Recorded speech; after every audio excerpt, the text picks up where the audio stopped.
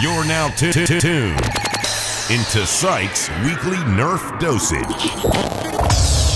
Hey, what's up, good people? Welcome to episode 97 of PWND. In this episode, I'm going to share with you guys what I have done to another Mega Cycloneshock. So, check it out. For those of you who have watched my first Mega Cycloneshock modification video, you'll know that that blaster did not belong to me. It belonged to this guy called Newbie, who is a really good friend and always willing to help people out. And he's a really, really nice guy. I like him a lot. And shout out to Newbie. Thank you for everything that you've helped me out through the past years of my Nerf journey. I really appreciate everything that you've done for both me and the community. Thank you. But I also got myself a Mega Cycloneshock, and I decided that I also wanted to mod it. So after actually modding Newbies, I got kind of jelly because I felt that I put in quite a lot of effort into thinking about rear loading slots and stuff. And I know that Rob has also done, Rob from Southern Brisbane Nerf Club, Rob, he has done a Mega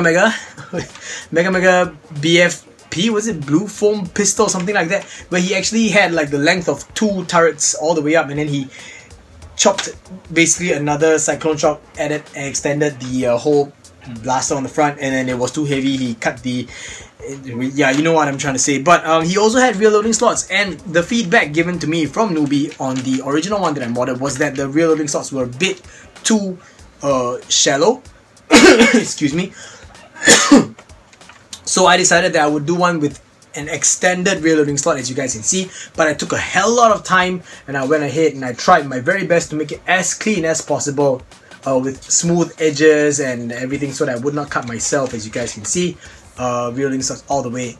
I also did not use red line barrels because I ran out of red line barrels. I used everything, all of my red line barrels on Newbie's version of the Mega Cycloneshock mod. So I went ahead and used PETG. I also filled up the in-between space with Mega Darts on its own because I'm not going to fire off Mega Darts anymore, so I have no use for them. And Mega Darts actually make pretty good spaces, I must say, they really do. But here's a I guess a twist that I did on the inside. At the back of each of these slots is the 13mm aluminium tubes that Rob actually sent over to me, and I had to flat them out like this. Let me just show you guys what I did for each of the barrels.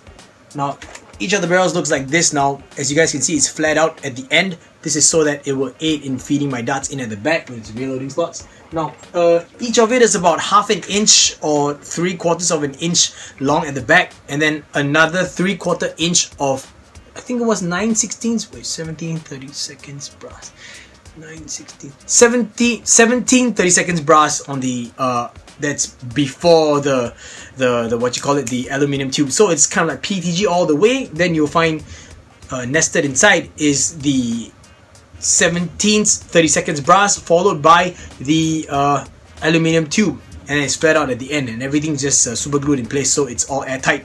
And I did that because I don't know, I just wanted to try something different, based on the idea that, oh, I have a dart inside. What the hell? Let me just fire it out first. And you can see that it's firing off. It's a Stefan, by the way. It's firing off with amazing power right now. I also went ahead and I took Rob's advice and I added a stock Retaliator spring to the plunger rod itself, and now it's got a massive amount of power. So thank you, Rob, also for that piece of advice.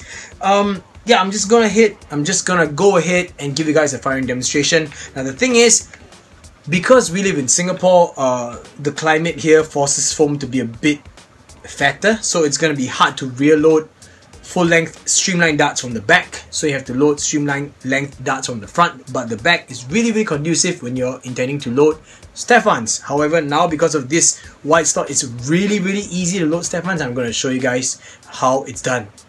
Check it out. First of all, I've got a bunch of Zombie Strike streamline darts, and I'm gonna load it into the blaster. As you can see, it's really, really loose on the front half of the barrel itself, but when it gets further down, then you see all the friction fit. This is when it hits the brass, and all the way down to the end is where it hits the aluminium tube. Okay, so I gotta use my pinky to push it all the way in.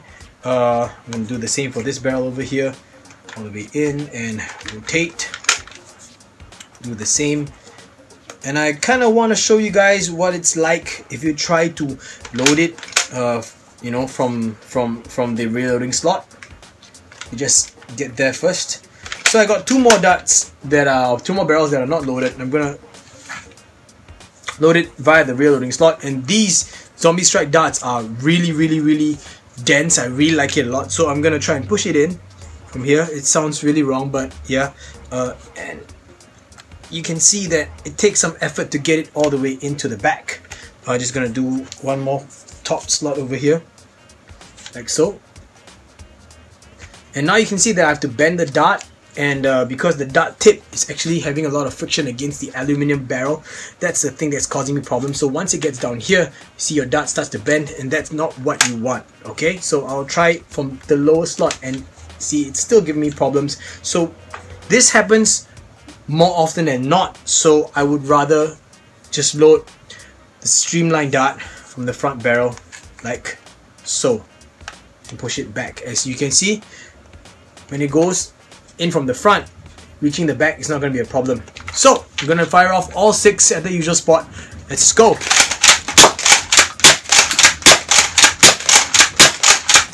Absolutely no problems whatsoever. Now we're going to go with the Stefan loading. So I have with me a bunch of Stefan darts. It's a mixture of pink foam slug darts, which is like this. A white old slug dart, and 2 silicone tip darts with black foam bodies, and I have no idea who made these. I just found them inside my stash of darts. So the reason why you have rear loading slots is because there's no way for you to push these darts unless you have like a really thin finger, like mine, quite fat, but there's no way for us to reach all the way down to the end, and you don't want dead space from where the air release output is. So you want it to be as far to the back of the barrel as you are able to get it to be. So now reloading slots, we're just gonna push it in. I didn't even align that properly on the get-go. Sorry guys, I didn't even align it right from the get-go. Let me just take out this dart and realign it so I can push it all the way in. Try and get this on camera for you guys. There we go. So first, next barrel, another pink foam. Sorry guys, I'm fumbling because as you can see, I'm trying to get it on camera while also loading the darts, while holding the darts in one hand with the blaster along with that, so that's just my fault. Next barrel, another pink foam Stefan, and I'm always loading it into the top barrel.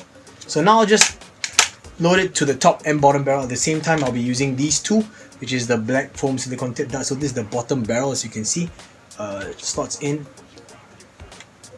perfectly fine all the way, and then now for the top barrel, just try and do this on camera for you guys. Just feeling around for the barrel over here. There, I've got it. Hopefully you can see it on camera, and just push it in like that. And it's a very awkward way of loading your rear loading slots, but if you guys realize if I can do it this way, it means it's going to be a lot easier when I load it the standard way, which is this way. Or I should say that I would load it this way instead, because I'm left-handed, so I'll have to look down the barrel and I'll have to get my dart, and I'll load it in this way instead. And once again, I did not line it up properly, so I'll just try one more time. I guess it takes some practice, but you know, practice makes perfect, and I seem to have completely screwed up on this one. Let me just... What am I doing? I'm fumbling on camera, and this is embarrassing. But okay, let's go one more time. Got it in finally.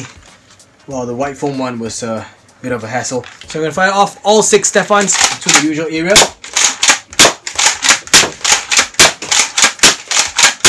All 6 out, completely empty barrels now.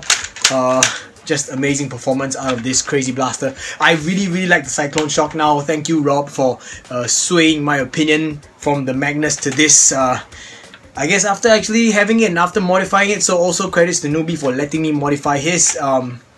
I now see the full potential of this thing. It's really crazy. It's good performance, and I like it a lot. So I hope that you guys will take cue from this and make your own reloading slots. And if you want to rebarrel, then just go ahead and do the same thing.